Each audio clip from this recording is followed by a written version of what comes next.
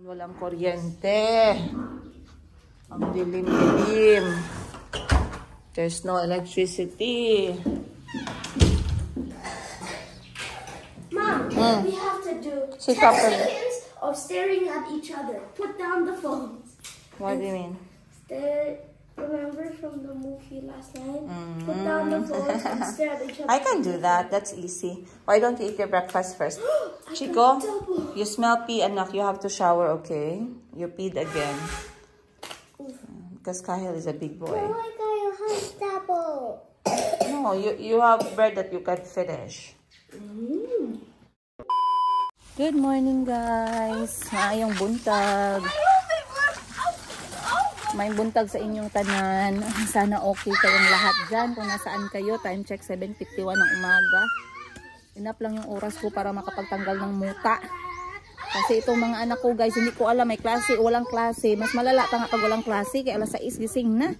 Bakit pag may klase, ang hirap ko silang gisingin. Pag walang klase, gani, pero automatic sila nagatayo sa kama nila ng alas 5. So ngayon alas 6 pa lang ng umaga, they are all awake. At syempre, ano pa ba magagawa natin? So, kung hanapan natin sila ng pwede nilang gawin. And ngayon, nakita nila yung pool. Kaya yung pool na naman ang kanilang pinagkadiskitahan. So, wala na guys. ROI na ako dito sa pool na to. Itong pool na to, magkano ba itong bili ko nito? Parang sobra 1,000 ata to. Ayan o. Sobrang ROI na ako guys. Kung may investment ako ngayong taon na nakotang-kota na ito yung investment ko na return na talaga yung aking binili dito. Kasi simula nung binili ko siya hanggang ngayon, halos araw-arawin naman nilang gamitin. At I'm talking about 1 to 2 hours to 3 hours max na nandito sila. Basta hindi lang mainit. So katulad ngayon, ayan, kita nyo naman, hindi mainit ang mundo. Naawa naman sa amin sa haring araw. Iniwan muna kami ng sun dito sa Jansan, guys. So, itong mga anak ko ay naglalaro lang sa pool. Ngayon, mag-iisang oras na sila. And all of them are there. Check attendance tayo. Yan. Okay, when you're here, say present. Kahil. Kalbi. Kalbi. Up. Chico. Madini. Oh, he said present. She said present. Ma'am.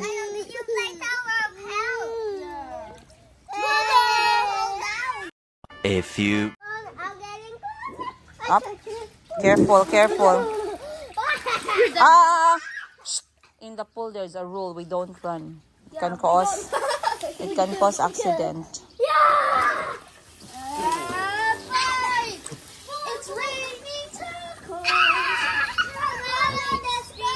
Kahil. Ang paru-parong bukid. Saan ka punta? Up. Up. Saan punta tong paru-paro? Wag yan, wag yan. Mayumi, wag yan. May buntot ka pa talaga. Poing, poing, poing, poing, poing, poing. May nagpadala ng regalo para sa mga bata kahapon. Galing, ano si tita? Galing USA. Sabi ni tita, Princess, give this to the children. Tita, guys. Salamat, tita. Yung mga, nanonood talaga sila ng video, walang mintis talaga. Alam nyo sino ang inaabangan nila? Yung mga mukha ng mga bata. Kasi cute na cute daw sila sa mga bata. Makulit nga po eh. Buti na lang ako, hindi pa masyadong matanda, no? 35 pa lang, medyo may energy pa tayong natitira. Pero maraming salamat po sa pagbibigay ng regalo, ma'am. Thank you po.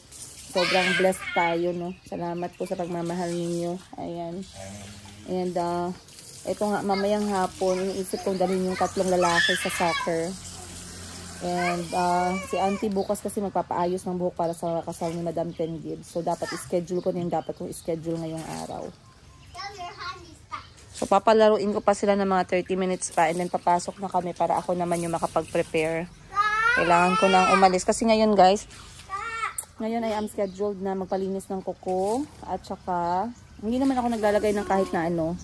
nagpapatanggal lang ako ng mga dry skin at saka kailangan ko din ayos ng buhok kasi sobrang dry na talaga guys. Dry pa sa Sahara Desert. And then bukas Sabado baka si auntie na lang yung ipa-schedule ko naman para makapag-ayos siya bago yung kasal. Kasi yung kasal ay sa Tuesday na, malapit na.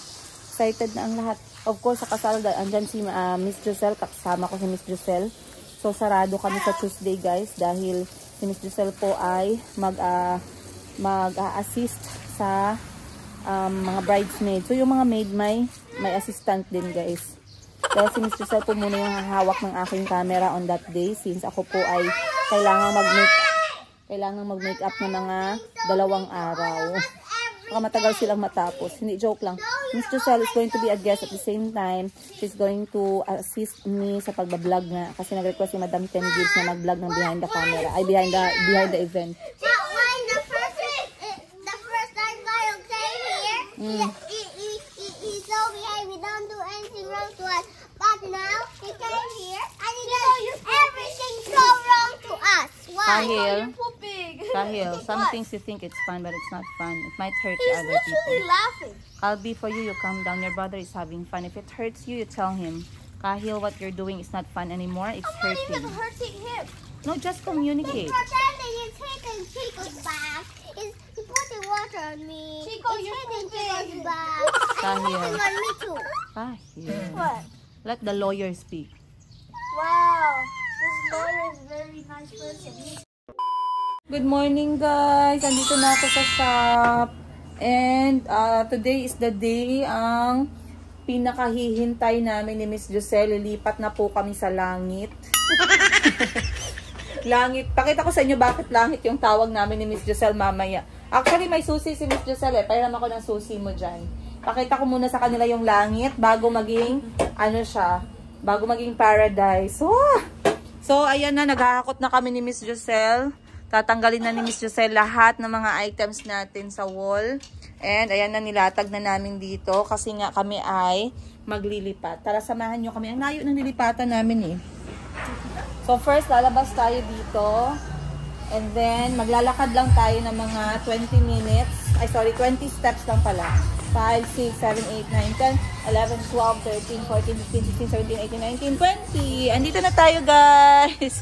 Ang layo naman ang lilipatan natin. But this is our slide to open. And, pakita ko sa inyo bakit langit na ba ako.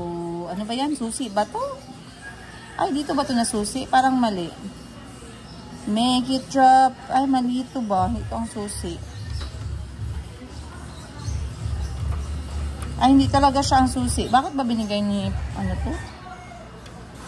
Mali. Ayaw. So, anyway, dito kami lilipat, guys. Parang langit siya na sa sobrang puti, as you can see. Ano ba yan? Ay, reflection siya. Pero mamaya, pakita ko sa inyo. Mali kasi yung susi na nabigay sa akin ni Parts eh. Pero ang ganda niya na, guys. Maaliwalas. Mas malaki. Mas mahaba. Mas malaki. Mas mahaba. Sorry, mas mataas ang ibig kong sabihin. Mas meron kaming space for our dresses. Good morning! Morning po! Hindi naman ito ang susi doon. Ha? Hindi. Wala man ay ginatag ni Kuya. Yan nga. Hindi tuloy nila nakita. Kasi ang old color. Ang old color namin guys ay parang cream. Ayan, kita nyo naman. Parang yellowish cream. So, pinalitan na namin siya ni Miss Giselle ng plain white talaga this time. Bakit kami nag-change sa white? Kasi gusto ko yung 2025 namin ni Miss Giselle mas maaliwalas kaysa sa last year. And mas magpa-pop out yung aming mga dresses, yung mga items natin, and Thailand accessories natin for this year. At iniisip ko nga magdagdag tayo ng mga accessories pa konti-konti katulad ng hat. Kasi sa Thailand guys, malakas talaga ang bentahan ng ano dun, ng mga sombrero na pambabae. At saka pang lalaki, unisex pwede din. Kasi nga, yung weather ng Thailand, tsaka weather natin sa Pilipinas, magkatulad lang naman. Kaya marami yung nagtatanong, no, Madam, ano ba yung tela ng Thailand? Tela, mga damit ng Thailand, guys, katulad lang din sa Pilipinas, yung tela. At saka yung height naman nila, katulad lang din sa atin. Basically, they actually look like Filipinos din, pero meron silang mga konting features na meron silang konting features na masasabi mo na Thai talaga sila. Katulad ng sa mata, medyo kasinggitan yung mata nila ng konti lang. And then sa kutis ng balat, dahil masyado silang mahilig magpaputi doon, medyo fair talaga yung mga balat nila. And kapag yung isang Thai hindi nagsalita, hindi mo malalaman na Thai sila. Kunyari, nagbiyahe ka ng Thailand, tapos syempre Filipino ka. Mamaya magkamali kang kausap sa kanila, nagtagalog ka or nagbisaya ka kasi mukha talaga silang Pinoy, not unless nagsalita sila. Ilang beses na din ako nabiktima ng ganyan. So minsan sinasabi ko, Filipino ka? May shy ka, gumaganon. Hindi pala. Oh man ka na. Alay na, yung face parang Pinoy. So magtatawanan. Minsan naman yung mga Thai, nagkakamali din. They sometimes think that I am Thai. Katulad ako minsan, napagkakamalan nila akong Thai. So, kinakausap nila ako ng Thai, nasasabihin ko, may kun Thai ka, kun Filipina ka. So, mali, hindi ako marunong. Tama pala yung susi. Bakit hindi ako napasok? Tama pala yung susi natin, guys. So, puntahan natin. Nakakimono ako ngayon. Let's go. Excited na kami ni Miss Giselle. Pero kailangan namin linisan itong salamin. Ayan. Wow! So, i-on na lang natin yung aircon. Medyo, hindi naman siya masyadong amoy pintura. On. Ayan. So, naka-on na ang aircon, naka-on na ang ilaw. So, ito yung aming langit. Heaven! So, ano na siya, tuyo na talaga yung kanyang pintura. Isa lang, lipat lang kami dito kay mas mataas ang ceiling. Mas maaliwalas. Mas mataas ang ceiling para yung dresses namin talagang malagay ng maayos. Oo, thank you. Kaya nga, hindi ko na kaya kung dalawa. Kasi mahal din mag 10K na pag dalawa. Ito lang muna. At saka maaliwalas siya. Tingnan mo, parang malawak siya. Malawak siya. Siguro kasi wala na rin yung mga wall, Maganda, no? Excited na kami. Kaya nga Thank you. Diba? Masaya din yung mga kapitbahay namin. Alam nyo guys, isa sa reason bakit ako nagtatagal dito sa space na to. Sorry sa medyo parang echo. Kasi yung mga kapitbahay ko, they are peaceful. Minsan kasi hindi maiiwasan na magkaroon ka ng mga kapitbahay na laging minsan sakit sa ulo, minsan laging naghahanap ng away. Pero dito sa lugar namin ni Miss Giselle, very peaceful. Like nagbubuyog na kapasok. But anyway, this is how it looks like now. Wala talaga siya pang laman-laman. Pero makikita ninyo, meron na kami nakasabit na konting clothes hanger sa wall. So, dadagdagan na lang ni parts yan. Gagawin natin tong 6 to 7. And then dito din sa baba, around 6 to 7. So, ngayong araw, makakalipat kami. So, tingnan nyo guys kung ano yung itsura niya before. And then mamaya, mag-after tayo. Then dito, lalagyan namin to dito ng wall accent. Lalagyan to dito ng wall accent para medyo naman meron tayong different na color. Ayan. Shout out sa aking kimono na black and white. Pinatong ko sa aking dress. At lalagyan dyan ng detail. Then ilalagay dyan yung logo. Para dito na lang yung aming pictorial. Kapag ka may bumili, dito sila pipicturan.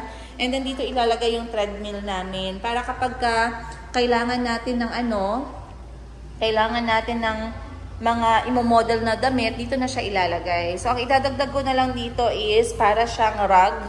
Rug na, I believe this is like 3 by 5 na rug. 3 by 5 is okay. Or 4 by 5. So, dito ko siya ilalagay para maganda tingnan. Pwedeng iset up dyan yung mannequin for pictorial purposes. And then, para sa mga business transactions, proof of transactions, and then yung mga modeling namin ni Miss Giselle, dito na namin gagawin. So, lalagyan namin dito ng wall accent and then yung logo ng Mayumi. Other than that, wala pa akong naiisip na decoration talaga. Yung ilalagay dito, mannequin lang kasi dito yung ilalagay ko sa harap And then, as is yung counter namin, pero pipuntirahan din yung counter ng color white. Tapos, Iniisip ko lagyan dito ng lettering na Mayumi na gold sa taas. Para kapag nagbi-videos kami or nagpo-photos kami, lalabas yung name ni Mayumi dyan. So, malinis na naman guys. Transfer na lang talaga kami today. So, yun yung aming space. Iwan ko lang yung aircon na naka-on. Ay, ito pala. Andito pala sa ayan. So, iwan ko lang yung aircon na naka-on ngayon kasi maglilipat na nga kami ng gamit para hindi naman masyadong mainit, no?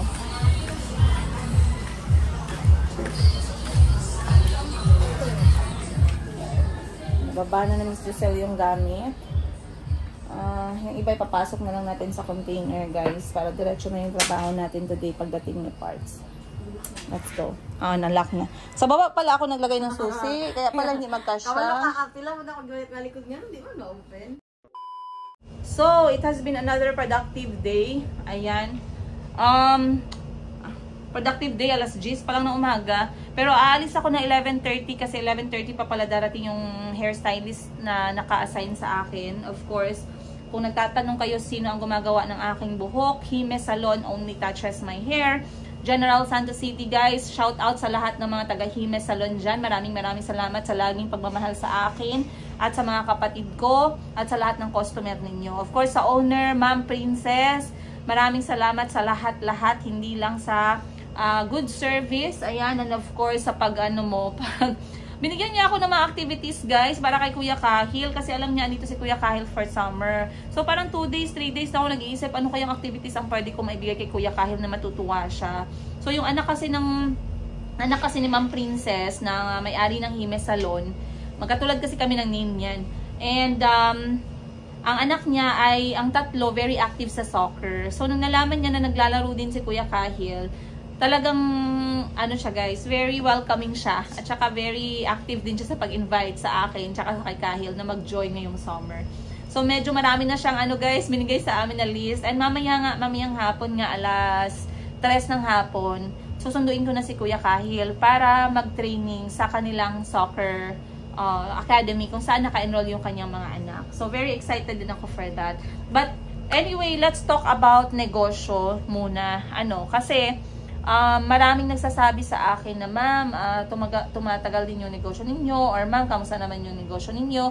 Actually, etong business na to, etong Mayumi Thailand Closet, guys, already reached its first year 2 months ago. January kami nag-anniversary. And, I do remember, nag-celebrate kami ng anniversary namin. We ate outside, si Parts, ako, tsaka si Giselle, kasi 3 lang naman talaga kami dito. Okay? Yung assign ko na staff dito sa Mayumi Thailand Closet is si Miss Giselle. And you guys all know her kasi nag-a-appear naman siya sa videos natin. Hindi naman siya gaanong kalakihan. Pero guys, we are happy and proud to say that the business is actually really making sense. It's making sense in dahil sa fact na it's moving. Yung items namin ay moving.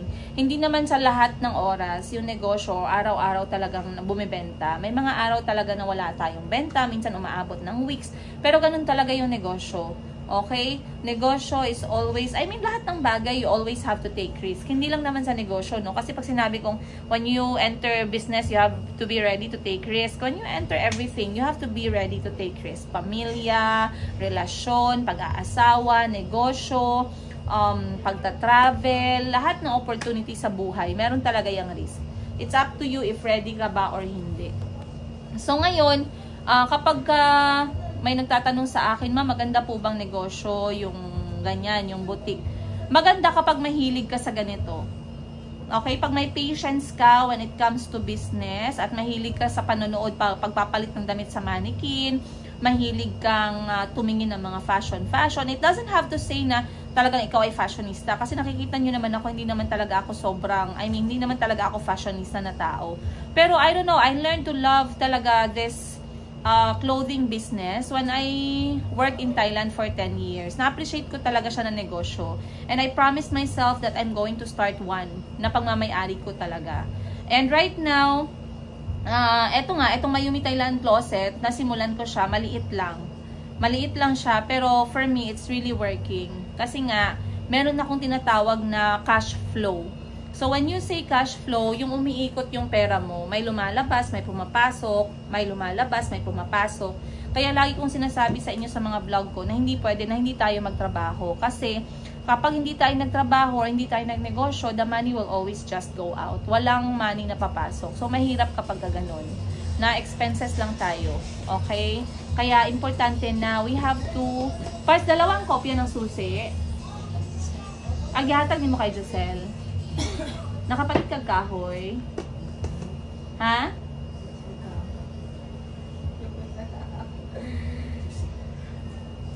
A few moments. Okay guys. Okay na, andyan na yung ating ating stylist. Dumating na sa Hina Salon. Ayan, nasa likod ko. Ayan, si Sir Alfred. And ito yung sitwasyon ng buhok natin. So syempre, for this episode, makikita na naman ninyo ang before and after. So right now, ano bang sitwasyon ng ating ngayon? Super dry. Super dry.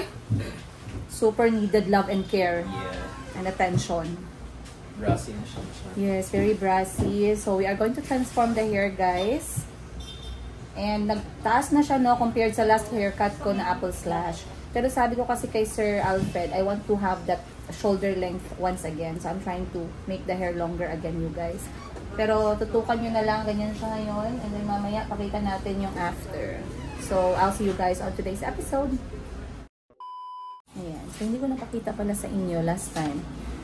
Ito mga kapatid ko, nagpasalon din pala sila, guys. So, si Madam Sheena, na-surprise ako, ang buhok niya violet, guys. And then si Madam Bibi, ang buhok niya naman ay red wine. So, ngayon, sabi ko kay Sir Alfred, you know what to do.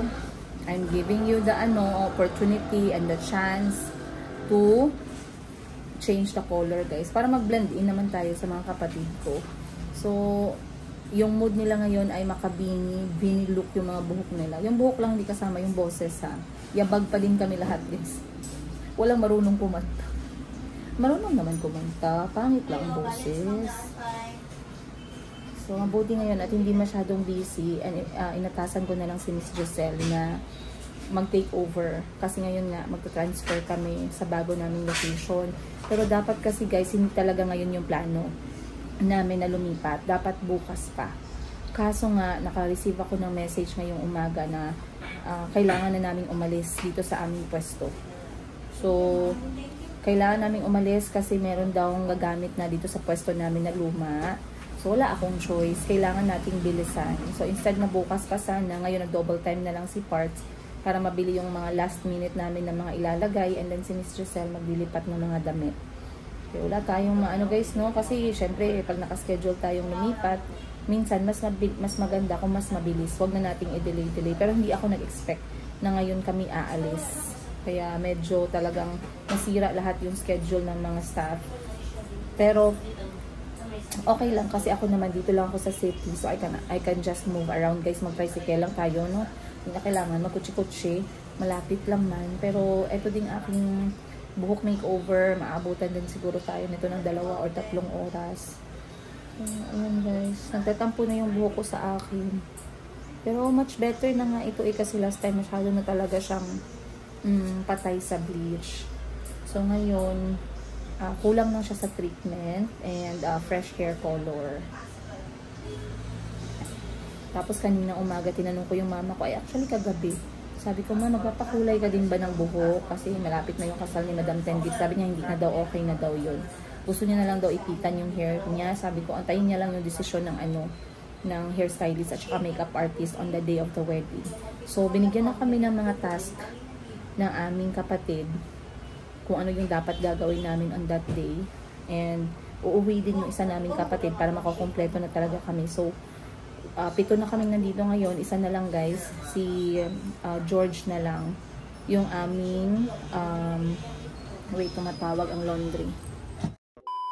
Ayan na guys, 15 minutes later na-apply na yung ating color. So hindi ko alam anong color ang kakalabasan kasi pag pumupunta ako dito kay Sir Alfred, pagdating sa haircut, siya na yung pinapa-decide ko. Pagdating naman sa color, siya na din. Kasi tapos na ako magdesisyon. Nagdesisyon ako last year.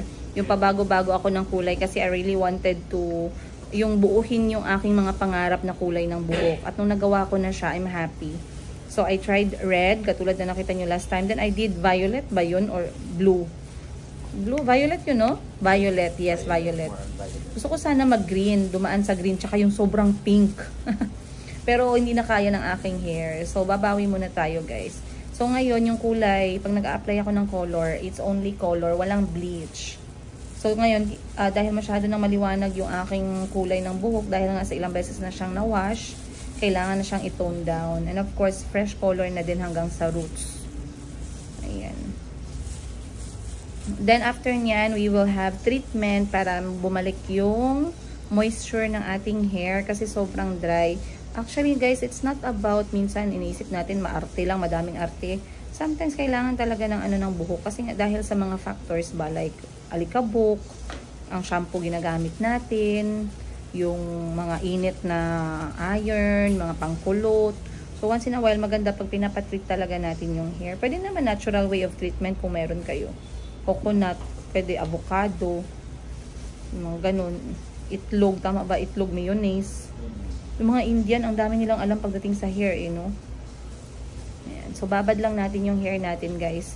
And then, wala naman ako masyadong magagawa ngayon. Pero maybe I'll take care of the business na lang online para medyo productive tayo. And then, yung ating after, before na lang to. And then, yung after sa next episode na lang. Okay, guys? Shoutout nga pala kay Tita Jackie na laging nagkakape na napakaganda ng view. Parang ano, guys, parang painting yung kanyang view. Tita Jackie, hello po. Sana mabitbit ko po yung sarili ko dyan ngayon at tabihan kayo dyan kasi I really love the view you have.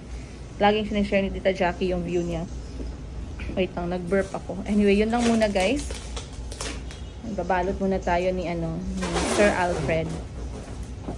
Yan. Anong purpose ng ganyan, Sir Alfred? Para mas mabilis yung pag-develop. Ganun pala yun. Kapag nilalagyan ng cling film yung ulo natin, para mas mabilis pala ma-develop yung color ng buhok. Mag-progress. And then, ilang minutes po siya?